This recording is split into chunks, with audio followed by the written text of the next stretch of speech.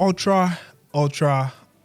For the purposes of this video, I have both the Galaxy S24 Ultra and the S25 Ultra in today's content, and I'm going to be reviewing the S25 Ultra whilst comparing it side by side with the S24 Ultra. It's a general fuss around the design of the Galaxy S25 Ultra. Many, including myself, have agreed that a design on the Galaxy S24 Ultra feels much more premium and better as compared to what we have on the Galaxy S25 Ultra. But after days or weeks of using the Samsung Galaxy S25 Ultra, I've come to terms with the design and it doesn't really bother me that much. However, if Samsung is watching this, I'd have preferred they stuck with the design on the Galaxy S24 Ultra, as this is one of the best designs on a smartphone I've ever seen in a long while. Let's begin with the build and design for both devices. The Samsung Galaxy S25 Ultra does come with a much more flat design, especially on the edges of the device, and a much more curved edge as compared to the sharper but quite cylindrical edges on the Galaxy S24 Ultra. At the rear side, there's this same camera design. However, the camera rings on the Galaxy S25 Ultra look a bit more different as compared to what we have on the Galaxy S24 Ultra. The rear side of these devices were made with glass, but the Galaxy S25 was made with Gorilla Glass Victus 2, whereas the Galaxy S24 Ultra was made with Gorilla Glass armor. The front-facing sides of these devices too were made with Gorilla Glass, but the Galaxy S24 Ultra was made with Gorilla Glass armor, whereas the Galaxy S25 Ultra was made with Gorilla Glass armor too. And these two devices have a tough resistance to falls and cracks. Both devices have fallen several times, and for my S24 Ultra even, it fell from a very steep height. It had a steep fall actually, and the only thing that broke on this device was the power button. I picked the device up expecting the display to have cracked, but nothing like that happened. However, it's still glass, and I feel like if it gets to a certain degree of torsion or having so much going on with the display or the glass on the display, it's still going to crack at a certain limit. Both devices come with a titanium frame.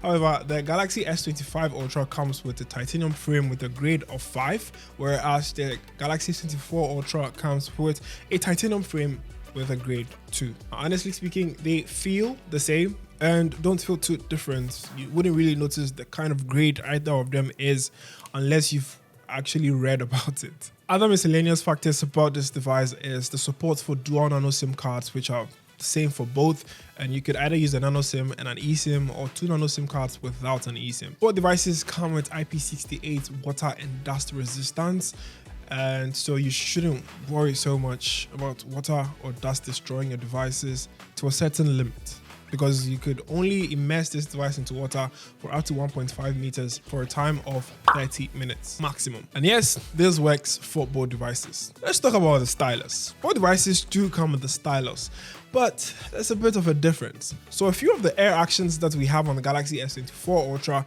are missing on here just because Samsung have officially taking away the Bluetooth capability and support for the S Pen.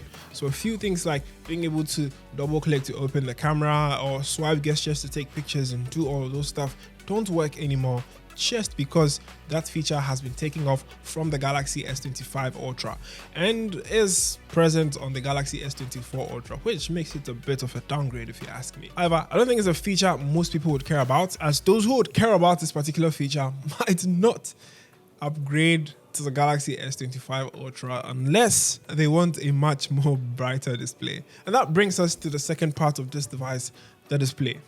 The display on here is slightly brighter as compared to what we have on the Galaxy S24 Ultra, and it's quite noticeable anytime you are outdoors and using the device in harsh lighting conditions. For the display specifications on the Galaxy S25 Ultra, we have a dynamic LTPO AMOLED 2x display with 120Hz refresh rate support.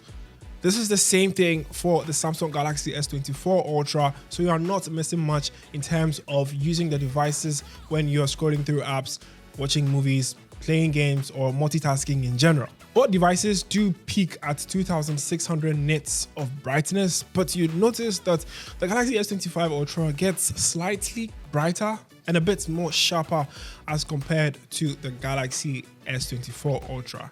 The display on both devices do come with the anti-reflective coating, so there's less or little reflection on the Galaxy S25 Ultra as compared to the Galaxy S24 Ultra. It's been more refined and tuned on here, which feels very great to have. The operating system for both devices are obviously Android based on One UI, and we have the Android 14 for both devices coming out of the box, but Samsung slapped on One UI 7 right from the box on the Galaxy S25 Ultra, giving it an upper hand as compared to what we have on the Samsung Galaxy S24 Ultra.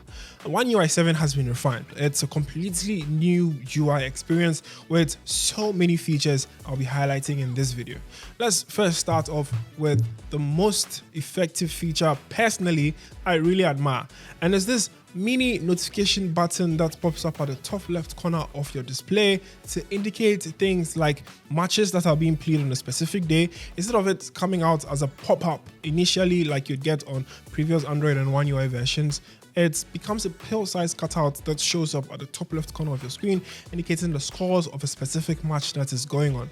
Alternatively, if you're using apps like Google Maps, it takes advantage of that feature too as well to show you the turns you have to make if you're following the route on Google Maps. Other interesting features is the overall look of the current notification panel. It's much more different now. On One UI 7, you could swipe right to review the notification panel functions, like the function that allows you to turn on your mobile data, turn off mobile hotspots, and so much more, with a much less clustered look, grouping things into specific locations just so it doesn't feel clumsy. And of course, because they've grouped it in a very easy way, you'd have to swipe down again for the main notification functions to be able to see more out of it. I actually like the look and I admire it so much. The icon styles, they didn't really change and they still are great. I do like them a lot, although I wish they were a bit smaller than before.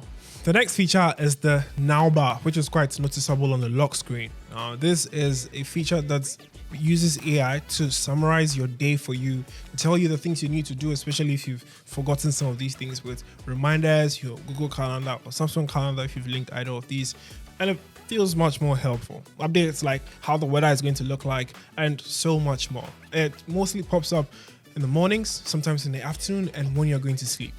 The portion at which the Now brief occupies also is a spot for things like Spotify or when you're listening to music from various platforms, YouTube, Apple Music, and the rest.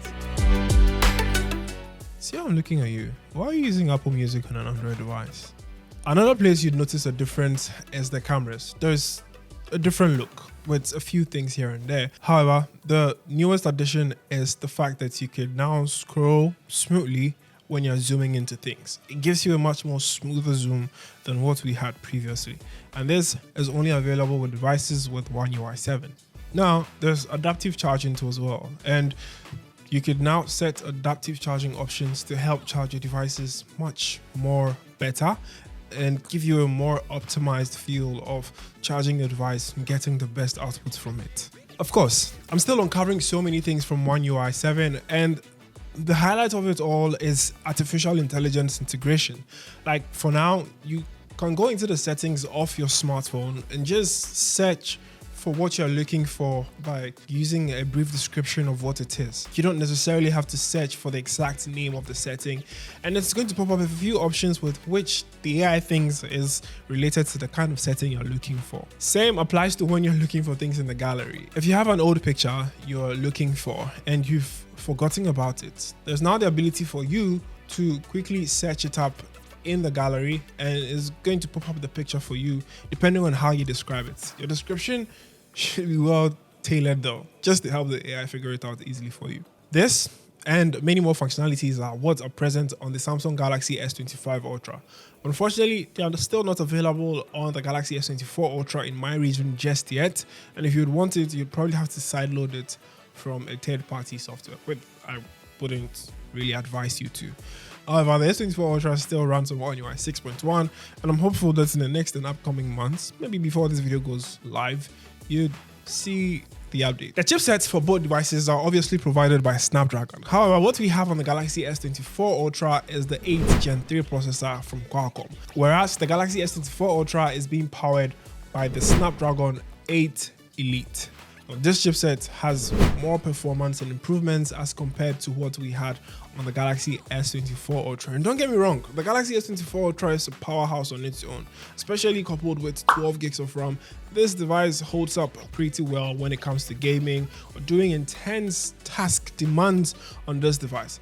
However, the Galaxy S25 Ultra with the Snapdragon 8 Elite and now a cooling chamber on the Galaxy S25 Ultra makes this a performance monster.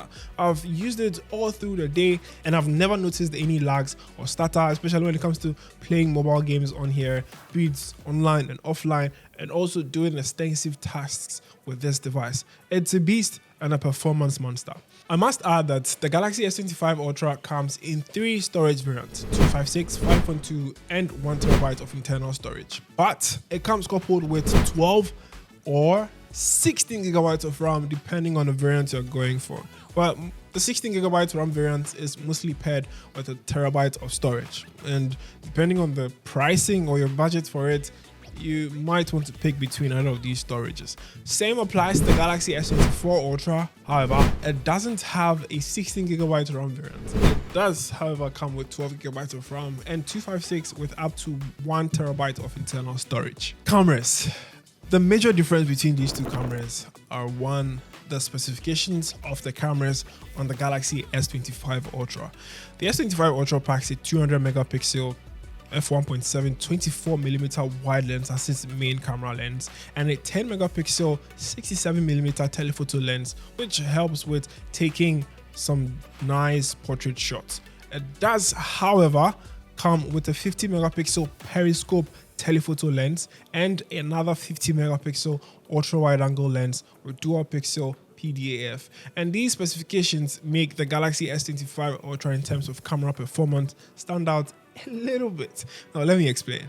On the Galaxy S24 Ultra, you're still getting a 200 megapixel lens with a 10 megapixel telephoto lens, a 50 megapixel periscope telephoto lens as well, but a 12 megapixel ultra wide angle lens, and that is where the Galaxy S25 Ultra stands out. Of course, we do know that megapixels does not necessarily translate to the image quality, but just take a look at the images that came out of this camera and you can tell for yourself that they do extremely well as compared to what we have on the Galaxy S24 Ultra.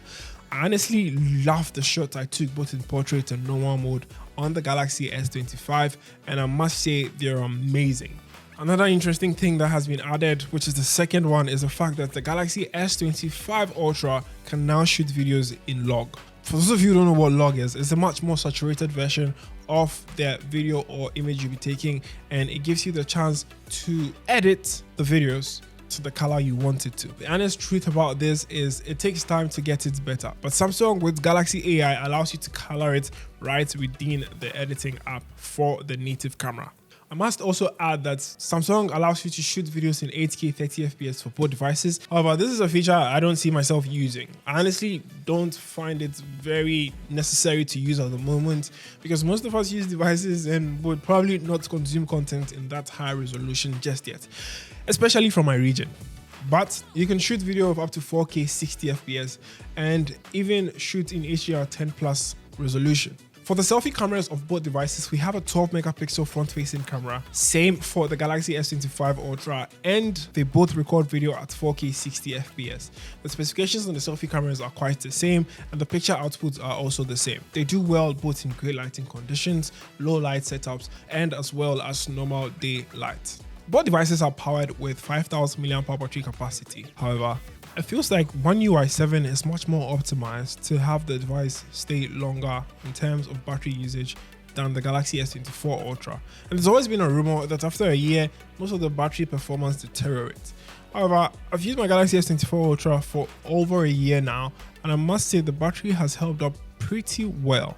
It doesn't feel like it's been deteriorated or loses its power over time because I go through the entire day without having to worry about charging the device not more than once. And if your battery ever runs out, you have up to 45 watts fast charging support for both devices, and so charging does makes it much more easier. I get my Galaxy S25 Ultra fully juiced up in less than 60 minutes. 55 minutes, the device should be fully charged, courtesy of my 45 watts fast charger. Same applies to the S24 Ultra, but I'm mostly entering the 1 hour mark. I don't know if Samsung has done some form of improvement, especially with the charging technology on the Galaxy S25 Ultra, because man, that is some quite decent speeds on here. Both devices have a maximum of up to 15 watts wireless charging. And when it comes to reverse wireless charging, they could provide a maximum wattage of 4.5 watts. So if you want to reverse charge either devices or help your iPhone brothers charge your weak battery iPhones, you can use the reverse wireless feature on here to help charge their devices with a maximum output of 4.5 watts. The color variants for the Galaxy S25 Ultra includes the titanium silver blue, titanium black, titanium white silver, titanium gray, titanium jade green, titanium jet black, and titanium pink gold, which seemed like my favorite color. However, what I have here is the titanium silver blue. The Galaxy S24 Ultra, on the other hand, came with lesser colors, and we have the titanium black, titanium gray, titanium violet, titanium yellow, titanium blue, titanium green, and the titanium orange, with some of these colors not available to every region.